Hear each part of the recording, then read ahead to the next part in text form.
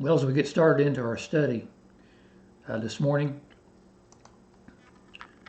it's good that we have such another beautiful day that we can assemble in the presence of the Lord to worship Him and to study from His Word. And we're going to pick up our study as we began this section of Paul's epistle here in our last study, 2 Corinthians chapter 9.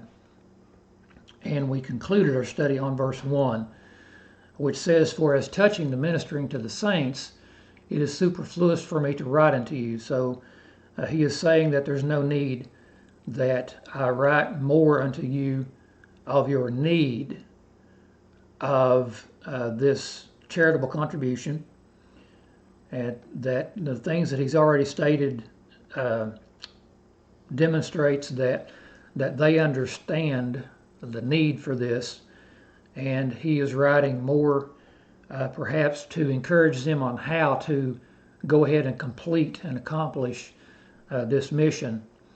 And we'll pick up then our study with verse 2, where he says, "For I know the forwardness of your mind, for which I boast of you to them of Macedonia, that Achaia was ready a year ago, and your zeal hath provoked very many."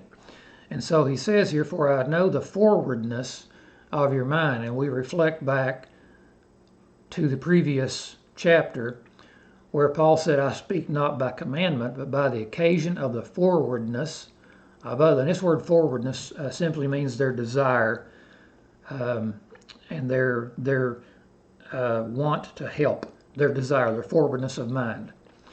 This was not something that Paul told them they had to do. This was something that they wanted to do. And so this is why he uses this word forwardness or desire. And so he says, "I speak not by commandment, but by occasion of the forwardness of others, and to prove the sincerity of your love. For you know the grace of our Lord Jesus Christ, that though he was rich, yet for your sakes he became poor, that you through his poverty might be rich. And herein I give my advice. For this is expedient for you who have begun before, not only to do, but to be forward," there's that word again, "a year ago." So they had begun this work. It just wasn't complete yet. And so he was encouraging them to go ahead and complete this work. And again, saying that he didn't need to write any more about their understanding of the need to do this and their desire to do this, but perhaps in method and how to go ahead and accomplish this. And so again, we see this concept of though Christ was rich, yet for the sake of mankind, he became poor, that through his poverty many might be made rich. And so it's the same concept, obviously on a lesser scale, but same concept that these Corinthians, those who were rich, that they could give to help those who are poor. And by doing that, then they would be blessed, and we'll see this as we continue on through the study. They would be blessed by the Lord, and that they would bless others in their acquiring the things that they need. And he says, "For I know the forwardness of your mind,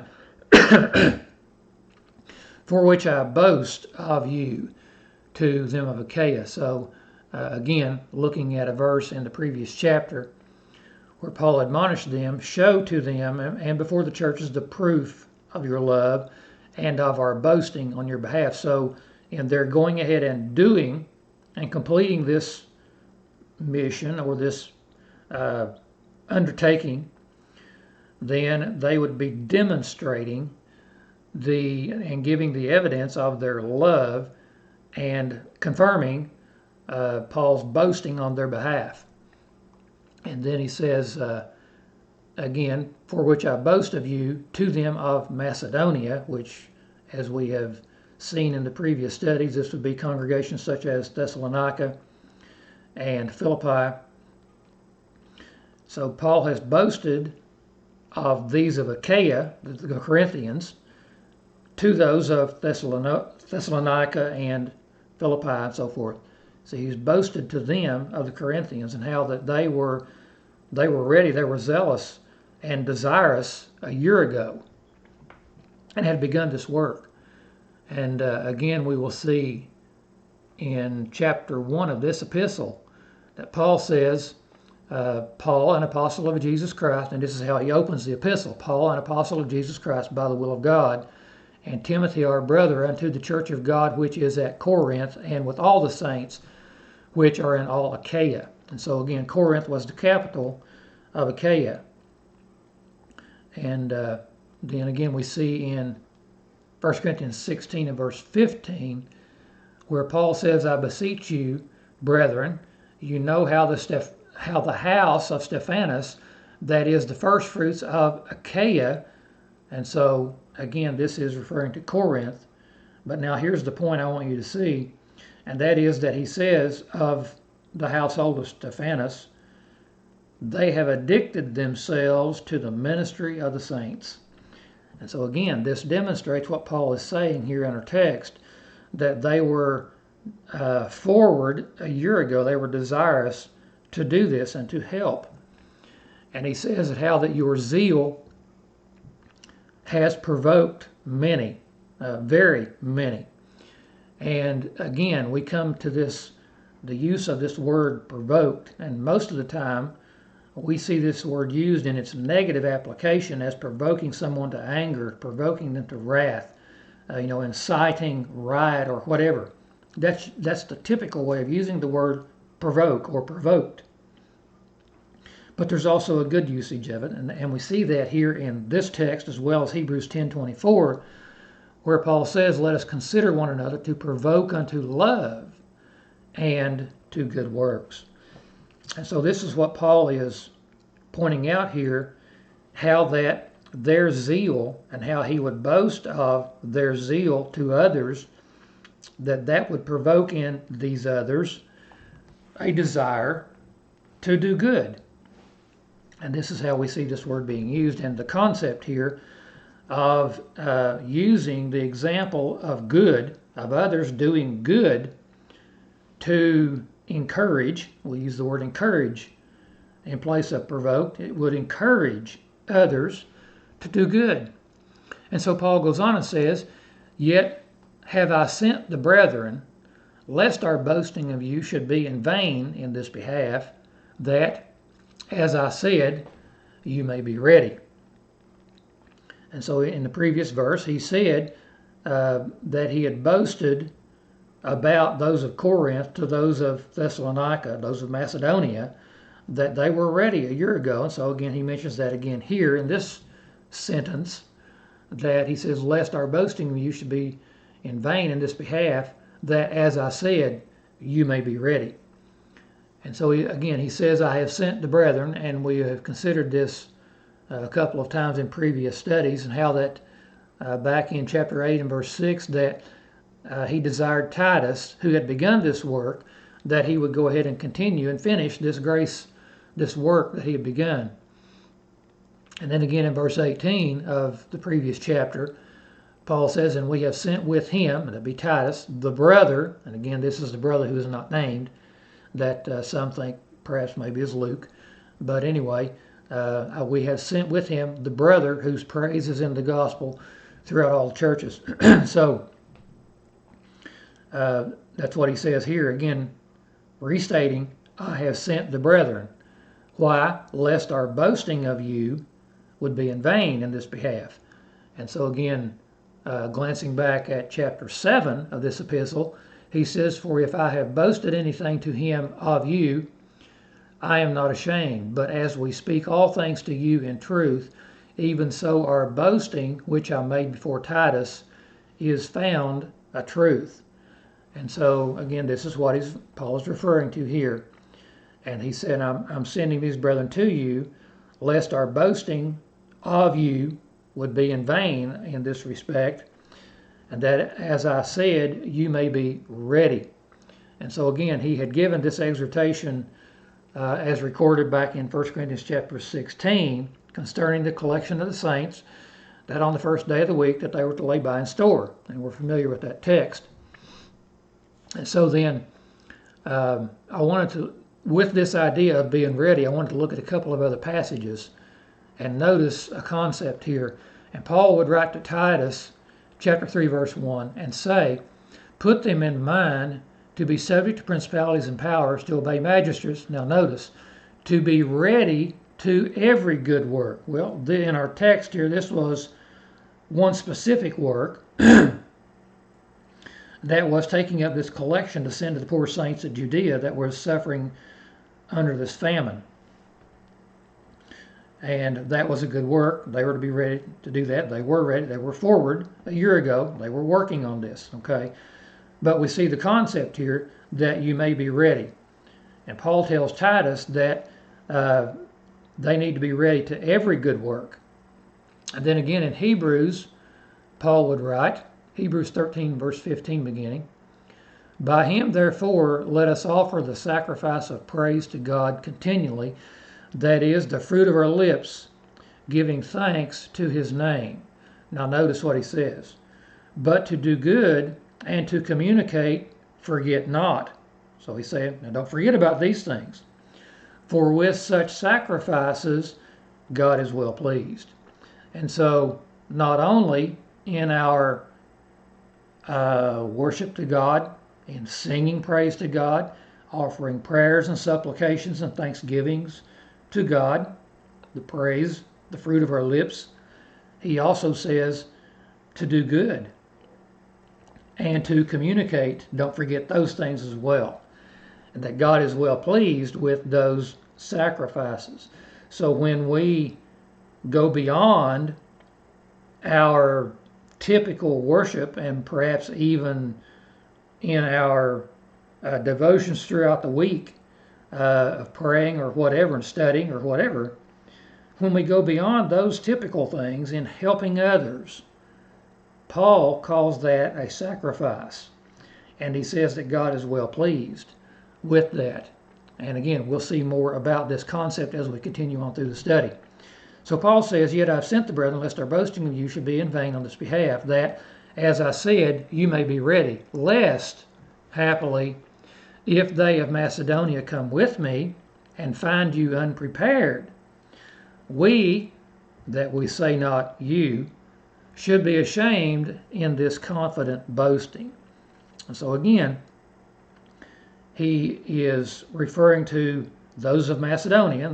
He's saying that, if some of them come with me, and again, we'll look back at the previous chapter where Paul referred to them, and he says, moreover, brethren, we do you to wit of the grace of God bestowed on the churches of Macedonia, how that in a great trial of affliction, the abundance of their joy and their deep poverty abounded unto the riches of their liberality. For to their power I bear them record, yea, and beyond their power they were willing of themselves, praying us, now notice that they were willing of themselves, praying us with much entreaty that we would receive the gift and take upon us the fellowship of the ministering to the saints. And this they did, not as we hoped, but first gave their own selves to the Lord and unto us by the will of God. So Paul again is mentioning here, referring to those of Macedonia, and he's saying now, I'm encouraging you to go ahead and do this, get this done, lest if some of those of Macedonia to whom, we boasted of you, lest they would come with me and then find you unprepared. And he says, and then we, not to mention you, and that's what he means here by in the parenthetical phrase here, that we say not you, we would say, not to mention you would also be ashamed. So he says that we would not be ashamed in this confident boasting. So Paul is saying, we have boasted to them of you, and then so if they come and find you unprepared, then not only are you going to be embarrassed or ashamed, then we too, because we have boasted of you, we're going to be ashamed because we boasted of you. So then he says here, again, we look back at the previous chapter, verse 24, verse we've already mentioned, show to them the proof of your boasting on our boasting on your behalf. Show that to the churches. And then Paul would say, we'll go on to say later in this epistle, in chapter 11, I say again, let no man think me a fool. If otherwise, yet as a fool receive me, that I may boast myself a little. That which I speak not after the Lord, but as it were foolishly, in this confidence of boasting. So again, we have the same concept where Paul said in the previous chapter, I speak not by commandment. So again, Paul is saying here, this is not of the Lord, my boasting of a particular thing. So he's saying, don't let anybody think me a fool, but yet, if you must, then receive me as a fool, so that I may boast a little. And again, that's what he's saying here in this verse in our text, that if those of Macedonia come with me and you're not prepared, you don't have this gift ready, then not only you, but then we too will be embarrassed or ashamed because we have boasted that, you were ready. And so then he goes on in the next verse and says, therefore, I thought it necessary to exhort the brethren that they would go before unto you, and that's these brethren that he just said that I sent the brethren. So he said, I thought it necessary to exhort the brethren that they would go before unto you, or in other words, they're going to come before me, ahead of me, and make up beforehand your bounty, whereof you had notice before, that the same might be ready as a matter of bounty, and not as of covetousness. And so again, he said, I thought it necessary to exhort the brethren. And again, we've just referred to what Paul said in 1 Corinthians 16, where he gave them the orders of how that they were to take up this collection on the first day of the week, that there'd be no gatherings when he would come.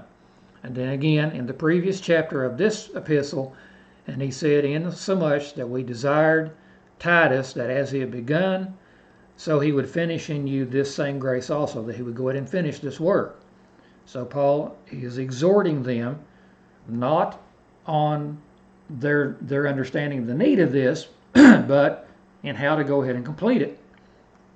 So he's exhorting them that these brethren that he's sending to them, he's exhorting them to come there and to finish this work. So he says that and make up beforehand to have this collection taken up before I get there, that there be no gatherings when I come, to make up, and he calls it a bounty. And this is interesting here, and we see that he uses the word bounty twice in this verse, and the same original word is used again in the next verse, rendered bountifully. And what is interesting here is this word in the original is eulogia, and again, take this on a grain of salt of how I'm pronouncing this in the Greek. But what's interesting is this is eulogia, and this is where we get our English word eulogy. It comes from this Greek word right here, eulogia. And in Ephesians 1 and verse 3, which says, blessed be the God and Father of our Lord Jesus Christ, who hath blessed us with all spiritual blessings. This is the word eulogia. As Paul uses it here in this passage, it's rendered blessings. All right, it is used again by Paul in Romans 16 and verse 18, where it is rendered fair speeches. And probably this is the way we would be most accustomed to this word being used at a funeral or whatever, and how that someone would give a eulogy and they would speak, have good things to say about the deceased party, fair speeches. But again, this is interesting to me that Paul uses this word here to describe this collection, this expression of love, and how that it would be a blessing to those who would be recipients of this collection. But I just find it so interesting how that he uses this word here. And then as we continue in this particular verse, he uses this word in contrast with the word covetousness. He says to make up beforehand your bounty, whereof you have had notice before, that the same, that is the bounty, that it might be ready as a matter of bounty and not as of covetousness. And so now we want to look at just a few passages here to consider the idea of covetousness.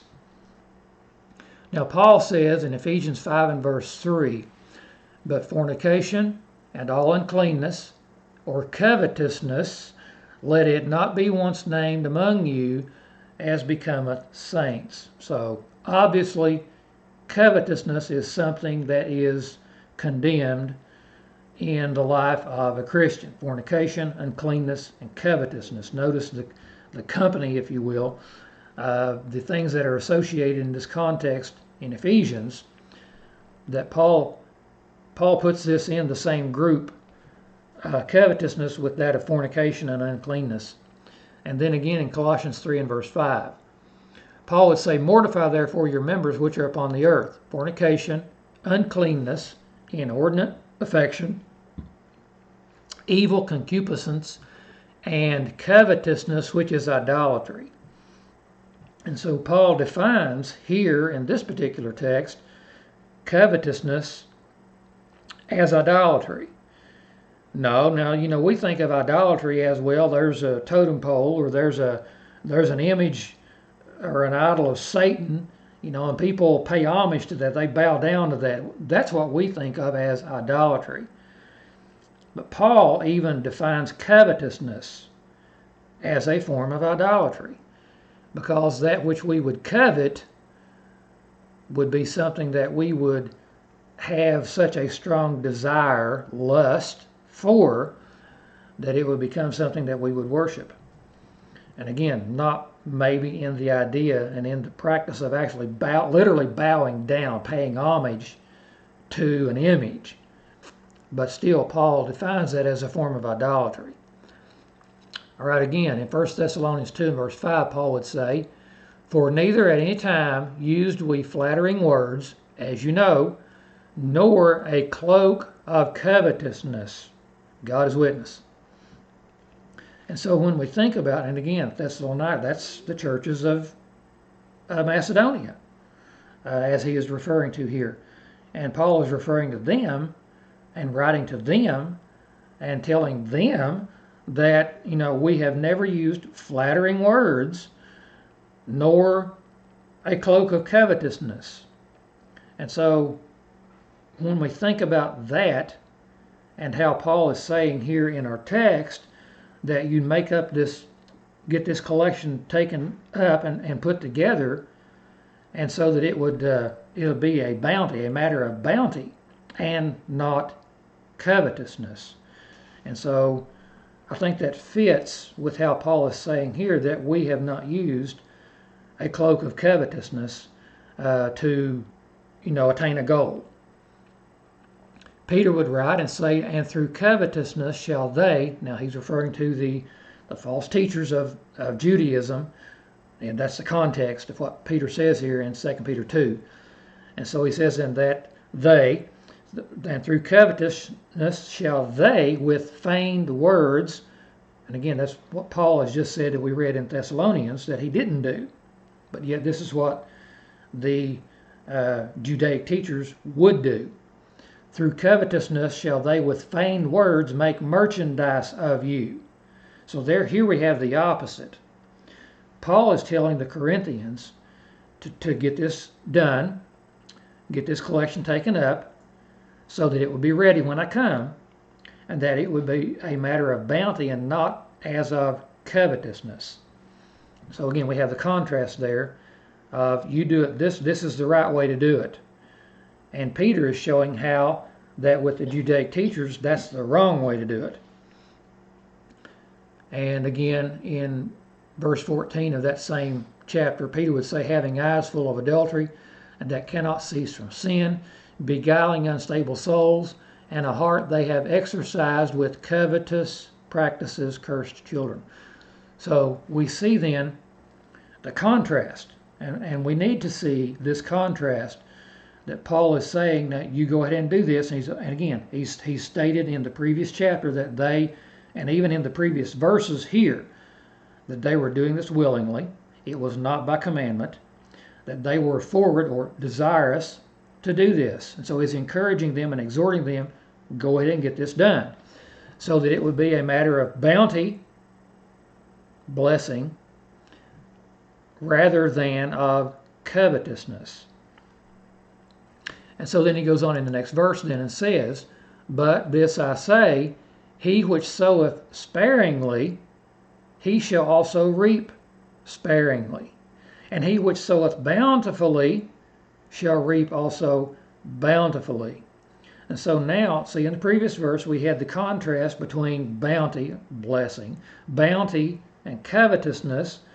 And here we have the contrast between sowing sparingly and sowing bountifully. And so then we have a different analogy here, and that is of sowing. And let's look at that briefly.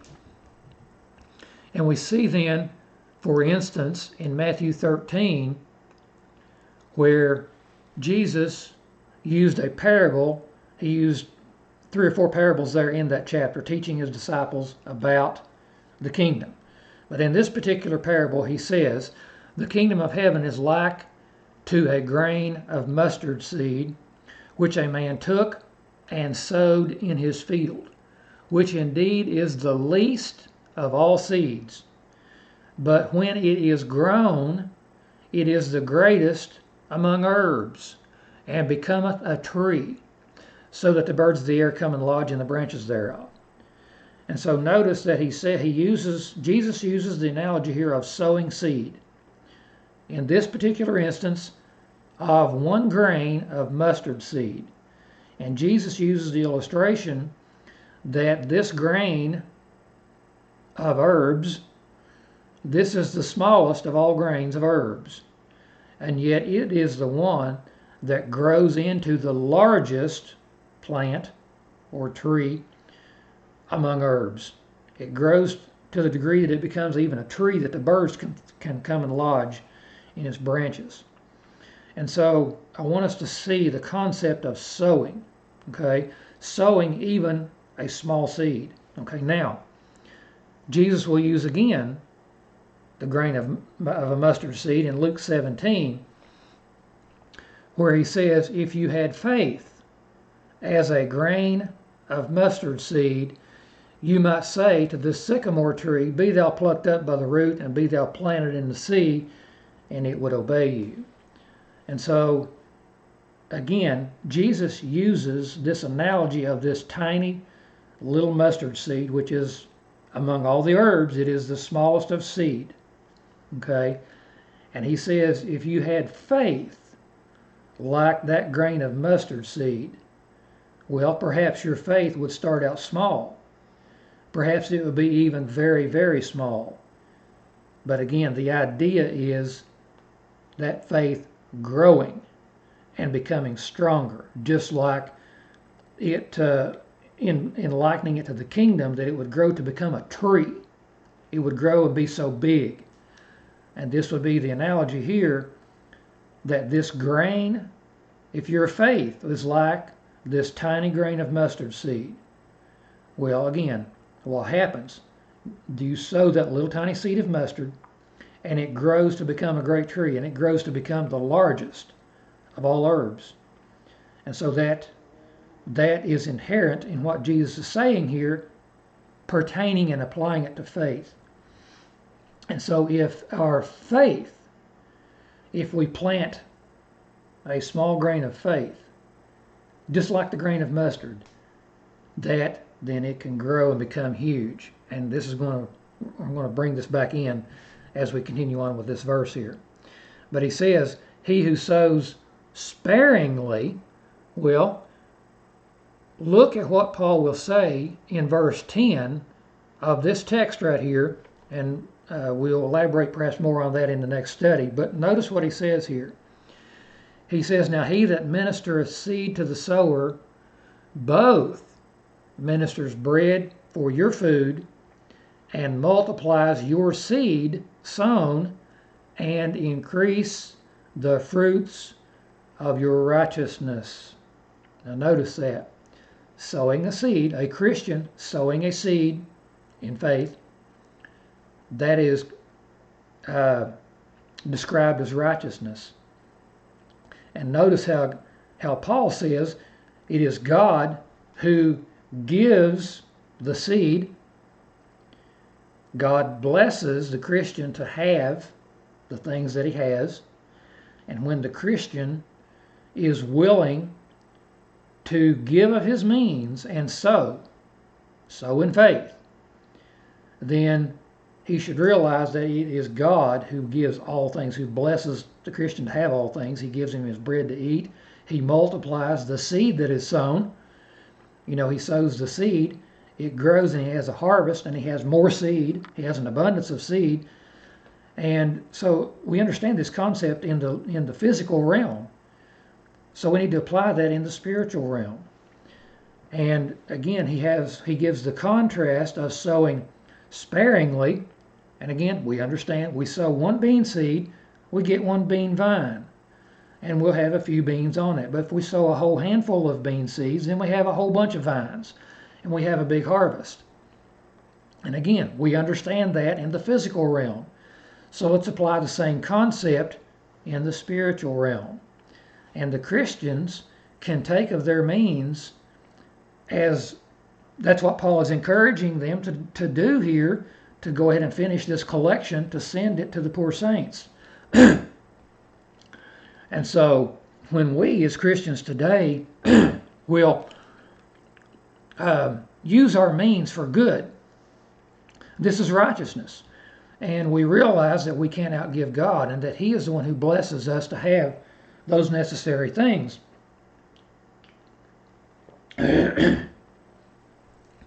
We also look at Luke chapter 19, and I'm not going to take time to read this entire text, but this is where we find the parable of the pounds, and it's comparable to the parable of the talents. And the Lord here of this parable, he gives 10 pounds to one servant, he gives 5 pounds to another servant, and 1 pound to another servant. And so when he returns, then we see that the servant that had the 10 pounds, he wasn't sparing. He sowed bountifully, and he gained 10 more pounds.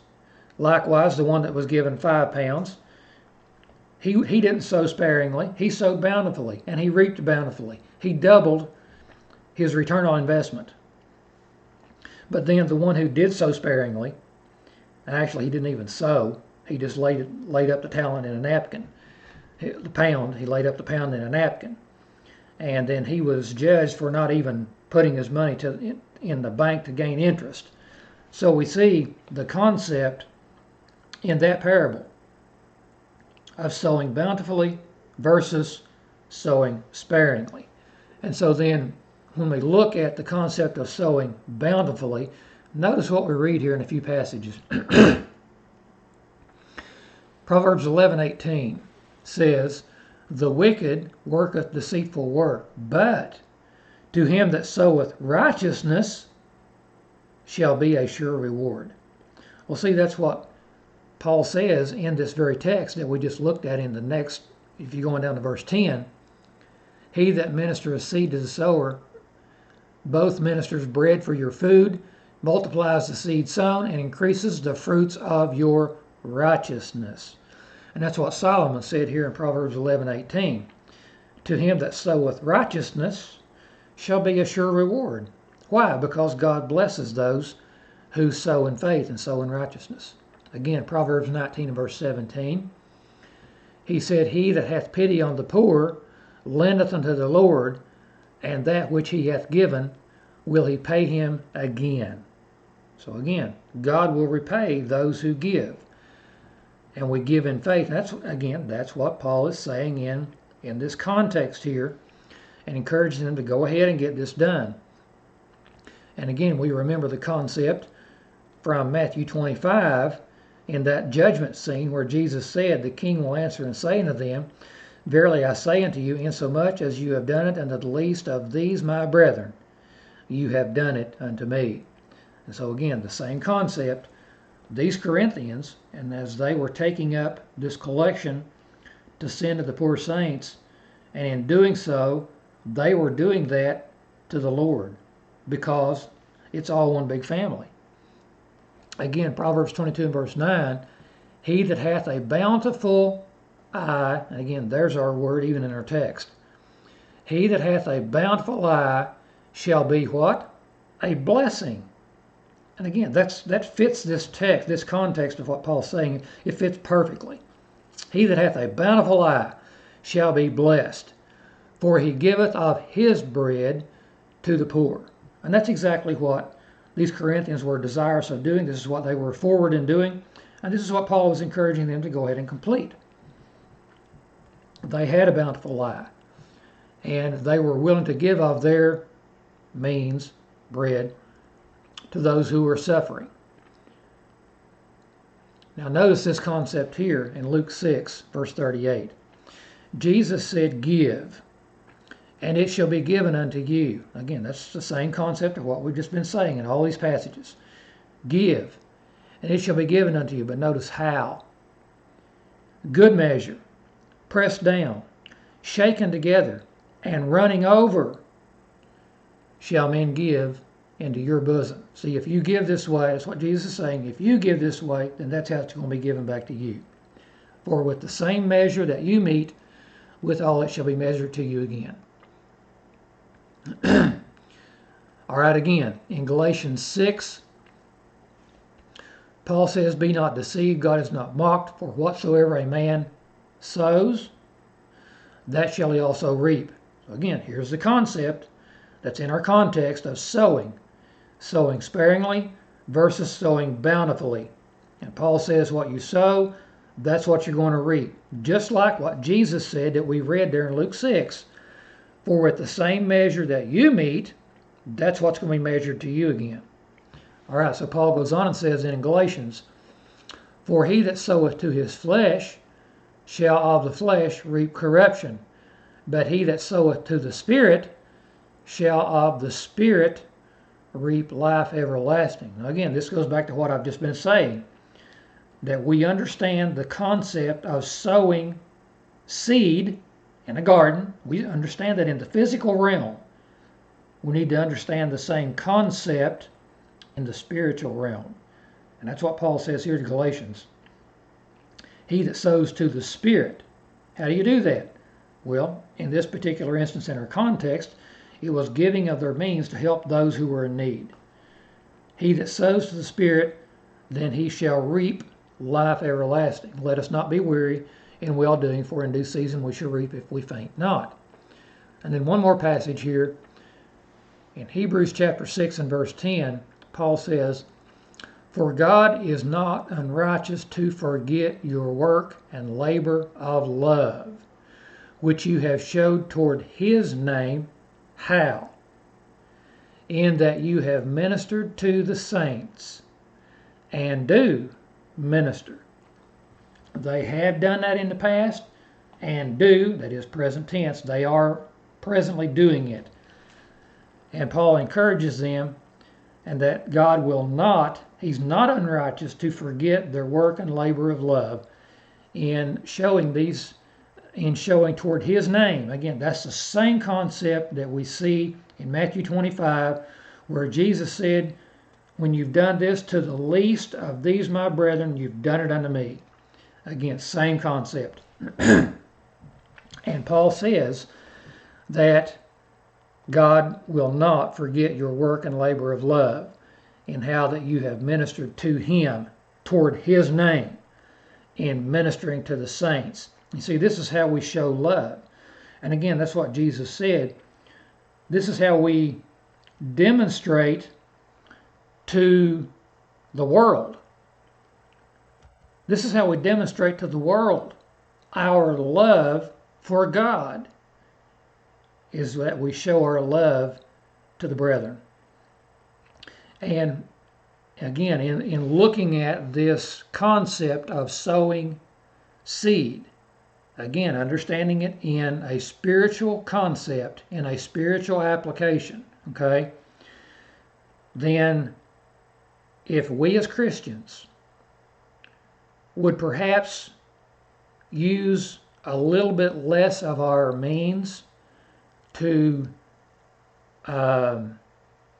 apply that toward physical pleasures, and maybe not purchase items, so many, item after item after item for our personal convenience. What I'm trying to say is if we would apply a little bit more of our funds to others, like those overseas who are poor, and to help them, and if we could realize that in doing that we are sowing a seed, and even though it may be a very small amount of money or whatever kind of help that we can give, that may be very small to us.